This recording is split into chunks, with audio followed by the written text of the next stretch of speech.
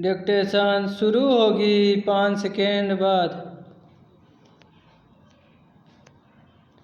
भारतीय रेलवे की ओर से अक्सर यात्रियों को विश्व स्तरीय सुविधाएं मुहैया कराने की घोषणा की जाती है, मगर आए दिन ट्रेन से सफ़र के दौरान खासी संख्या में यात्री जिस तरह की शिकायत करते हैं उससे साफ है कि सुविधा के प्रचार के बरक्स हकीकत अलग है।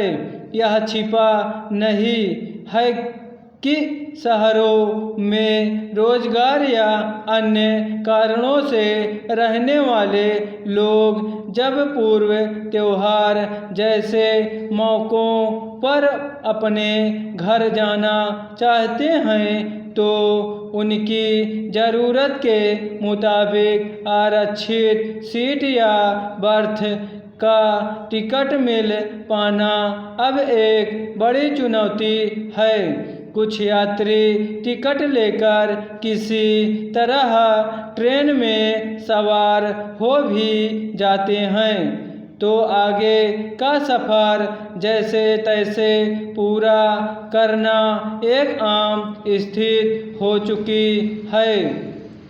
वहीं ऐसी स्थितियां भी आम हैं जिनमें किसी वजह से बीच में खाली रह गई या बाद में खाली हुई सीट या बर्थ वास्तविक हकदारों और ज़रूरतमंदों को नहीं मिल पाती हैं। काफ़ी कोई सीट खाली होती भी है तो ट्रेन में मौजूद टीटीई मनमर्जी से वह सीट किसी को पैसे लेकर आवंटित कर देता है। कलकत्ता हाई कोर्ट ने इसी पहलू पर गौर करते हुए ट्रेन में ऐसी गड़बड़ियों के खिलाफ कड़ी टिप्पणी की और कहा कि कुछ ट्रेन में टीटीई सब्जियों की तरह खाली बर्थ बेचते हैं। अदालत ने देश के सभी रेलवे जोन के महाप्रबंधकों को निर्देश दिया कि ऐसे कर्मचारियों पर मौजूद अधिकतम दंडात्मक कार्रवाई सुनिश्चित की जाए। दरअसल जब ट्रेन अपने गंतव्य के लिए चल पड़ती हैं उसके बाद अगर किसी वजह से कोई सीट या बर्थ खाली रह जाती है तो इसके बारे में आमतौर पर टीटीई को ही जानकारी होती है।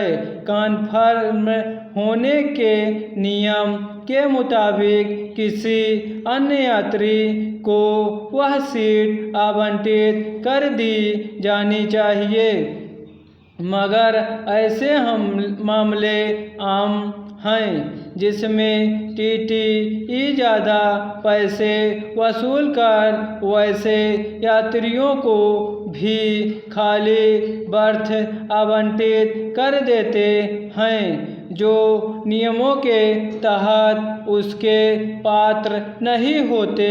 जिन यात्रियों को टीटीई सीट या बर्थ देता है उसके पास अगर किन्हीं वजहों से आरक्षित टिकट नहीं है तो हादसे, लूटपाट, चोरी या ठगी की स्थिति में कानूनी कार्रवाई में अड़चन आ जाती है। विचित्र है कि जिस आम हो चुकी समस्या पर खुद रेल महकमे या सरकार को अपनी ओर से सख्ती बरतनी चाहिए थी। व्यवस्था और नियमों में सुधार करना चाहिए था। अवैध कमाई के लिए टीटीई या अन्य कर्मचारियों के खिलाफ कार्रवाई करनी चाहिए थी। वह करने की सलाह एक अदालत को देनी पड़ी। यह जगजाहिर तथ्य है कि ट्रेन से यात्रा करने वाले लोगों की संख्या में लगातार भारी बढ़ोतरी हुई है, जबकि ट्रेनों की संख्या में उस अनुपात में इजाफा नहीं हुआ है। ऐसे में ट्रेन से कहीं आने जाने के लिए यात्रियों को आरक्षित टिकट हासिल करने में भारी मुश्किल पेश आती है।